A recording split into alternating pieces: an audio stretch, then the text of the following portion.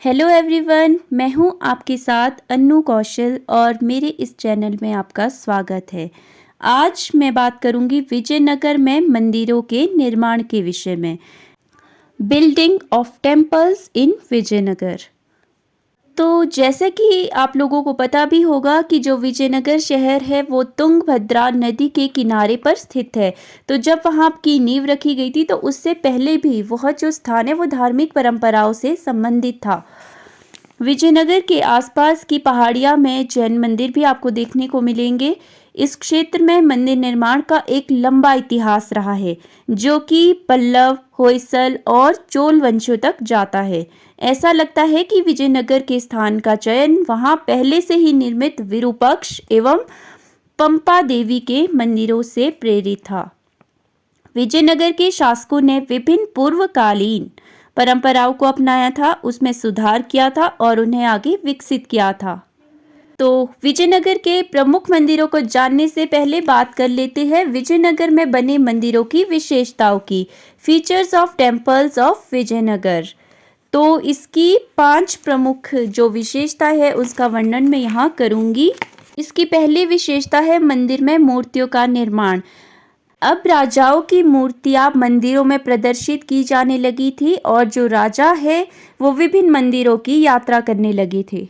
इसकी दूसरी विशेषता है विशाल स्तर पर महलों तथा मंदिरों का निर्माण। अब विशाल भवन मंदिरों एवं राजकीय महलों को विशाल स्तर पर बनाया जाने लगा था, जो राज्य सत्ता का द्योतक मानी जाती है।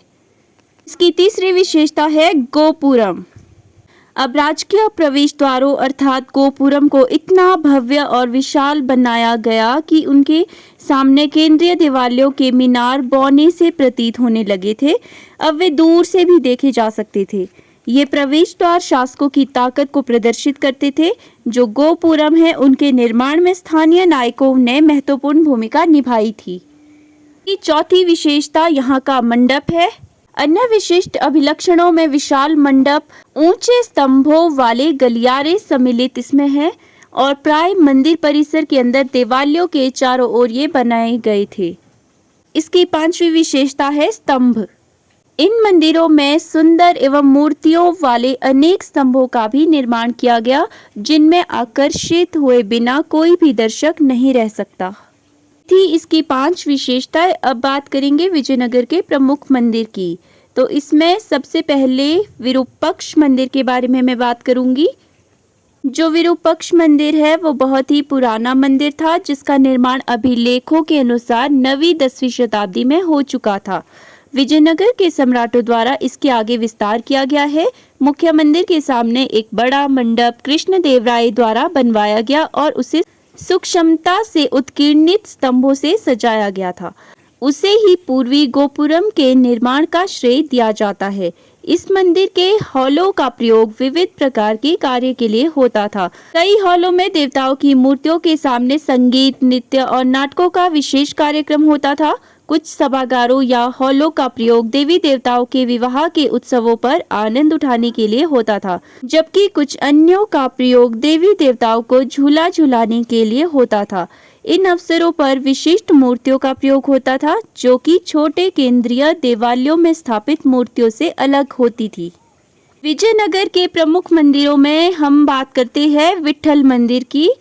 तो जो विट्ठल मंदिर है वो भी अपनी भव्यता में कम नहीं था। यहाँ के प्रमुख देवता विट्ठल थे, जो महाराष्ट्र में पूजे जाने वाले विष्णु का एक रूप थे। विजयनगर के शासकों ने इस देवता का पूजन कर्नाटक में भी प्रारंभ किया था। यह प्रयत्न इस बात का द्योतक है कि विजयनगर के शासकों ने विभिन्न परंपराओं को अपनाकर एक मिश्रित और साम्राज्यिक संस्कृति का विकास किया। विट्ठल स्वामी मंदिर का निर्माण देवराय द्वितीय के काल में आरंभ हुआ था और यह अच्युत राय के काल तक बनता रहा। यह मंदिर 500 फुट लंबी और 310 फुट चौड़ी 4 दीवारी में घिरा हुआ है। इसमें गोपुर निर्मित 3 प्रवेश द्वार है। पूर्वी तथा दक्षिणी द्वारों का विशेष महत्व यहाँ पर है। मुख्य मंदिर 4 दीवारी के बीच स्थित है, जिसमें विट्ठल की मूर्ति स्थापित की गई है। इस भवन में रथ के आकार का एक अनूठा मंदिर अपना विशेष आकर्षण रखता है। मंदिर परिसरों की एक प्रमुख विशेषता इसकी रथ गलियां है, जो मंदिर के गोपुरम से सीधी रेखा में जाती है। इन गलियों का फर्श पत्थर के टुकड़ों से बनाया गया था और इनके दोनों ओर स्तंभ वाले अनेक मंडप थे, जिसमें व्यापारी लोग अपनी दुकानें लगाया करते थे। विजयनगर के प्रमुख मंदिरों में अब मैं बात करूंगी हजार राम मंदिर की। हजार राम मंदिर भी विजयनगर के काल की स्थापत्य कला का अद्वितीय नमूना है। इसे कृष्णदेव के शासनकाल में बनाया गया था। मुख्य मंदिर के अतिरिक्त इसमें देवी के लिए अलग देव स्थल भी निर्मित किया गया है। इसके अतिरिक्त कल्याण मंडप तथा अन्य कई मंदिर भी यहाँ स्थित है। मंदिर के इर्द गिर्द 24 फुट ऊंची दीवारी की गई है। घेरे के भीतर प्रवेश के लिए पूर्व की ओर से चौरस छत वाला द्वार मंडप है, जो सभा भवन की ओर जाता है। इसमें 2 अन्य प्रवेश द्वार भी है। इनके द्वार मंडप सभा भवन की दोनों ओर है और वे आंगन की ओर ले जाते हैं। मंदिर की भीतरी दीवारों पर रामायण से संबंधित दृश्य अंकित किए गए हैं। इसमें एक सभा भवन भी है, जिसके चारों कोनों पर 4 काले पत्थर के स्तंभ बनाए गए हैं। विजयनगर के चौथे मंदिर में मैं बात करूंगी श्री राम मंदिर। श्री राम का मंदिर भी मदुरई के नायक राजाओं के द्वारा निर्मित दक्षिणी भारत का एक बहुत बड़ा मंदिर है।